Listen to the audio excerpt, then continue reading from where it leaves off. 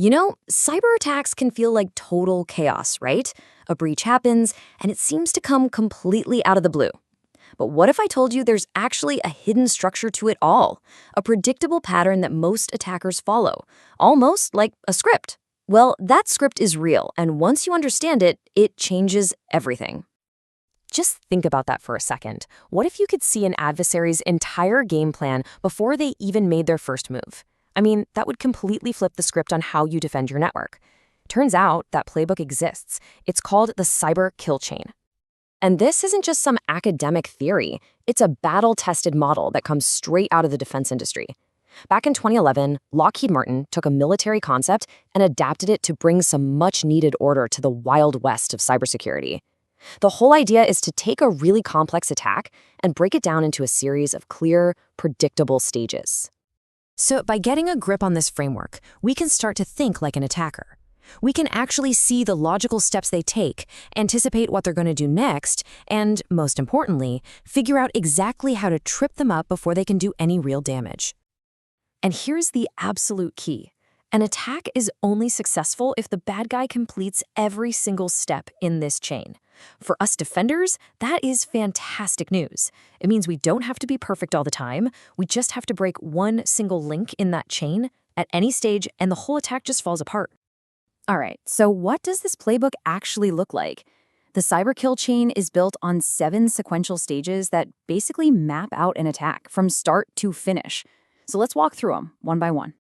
Here's the whole sequence at a glance. Reconnaissance, weaponization, delivery, exploitation, installation, command and control, and finally, actions on objectives.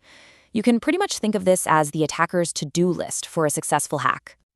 So first up is reconnaissance. This is basically the attacker's homework phase. They're quietly gathering intel on their target, looking up employee names on social media, scanning for open ports, figuring out what software the company uses. They are, for all intents and purposes, casing the joint to find the easiest way in. Okay, once they've found a weak spot, it's time for weaponization. This is where the attacker takes what they learned and builds their weapon. This could be anything from crafting a malicious PDF file to embedding a virus in a spreadsheet macro. They're tailoring their tool to exploit that specific weakness they found. And now for delivery. The attacker has their weapon, and now they have to get it to the target. This is where you see all the classic moves: a super convincing phishing email, a link to a dodgy website, or maybe even a good old-fashioned USB stick accidentally dropped in the parking lot. The whole goal is just to get that payload inside.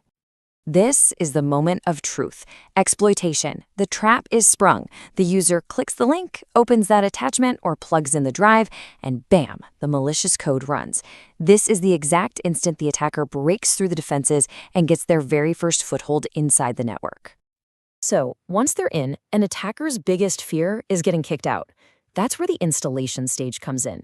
They install some kind of malware, usually a backdoor or a Trojan, that basically guarantees they can get back into the system whenever they want. This creates what we call persistence, and it turns a one-time break-in into a long-term problem. Now, with that backdoor installed, the attacker sets up a command and control channel, or C2 for short. The malware essentially phones home to a server that the attacker controls.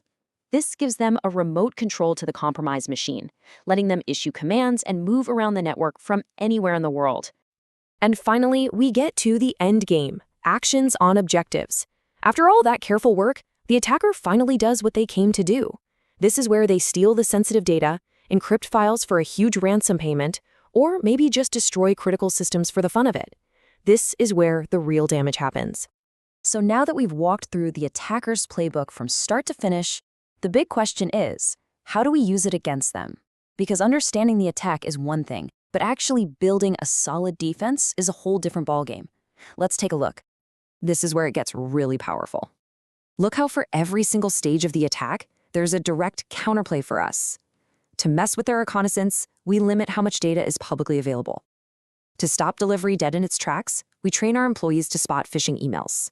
To prevent exploitation, we are relentless about patching our software. And for the later stages, we bring in the big guns. Tools like endpoint detection and response, or EDR, help us spot and block malware installation. And things like data loss prevention, or DLP, can actually stop sensitive data from leaving our network. See? The key isn't just one magic bullet. It's a whole series of targeted moves designed to break that chain at any link. But here's something we have to talk about. This model is brilliant, but it was created way back in 2011, and the world of cybersecurity has, well, it's changed a lot since then. So we gotta ask, is this playbook still the gold standard? Or is it maybe showing its age? And there are definitely some fair critiques. The classic kill chain assumes a pretty straight line, but modern attacks are way more dynamic. For instance, what if an attacker already has a stolen password? They can just log right in, completely skipping the first 3 stages. The model is also really focused on external attacks, using malware. That means it doesn't have a great answer for insider threats, a disgruntled employee, or these credential-based attacks that are so common today. These are the gaps we really need to think about. So to fill in those gaps, the security world has evolved. The best way to think about it is like this. The cyber kill chain tells you what happens in an attack. It's the high-level roadmap. But newer frameworks like MITRE ATT&CK tell you how it happens. ATT&CK is this huge, incredibly detailed encyclopedia of all the specific tactics and techniques attackers use. So they're not competing ideas at all. They're actually perfect partners. The kill chain gives you the strategy, and ATT&CK gives you the on-the-ground details. So what does this all boil down to? It means we can't just rely on one playbook anymore. A truly modern defense needs a much more holistic, layered strategy, one that builds on the great ideas of the kill chain, but also goes way, way further. And that means embracing things like a zero-trust architecture, which runs on the simple motto of never trust, always verify, for anyone and anything on your network.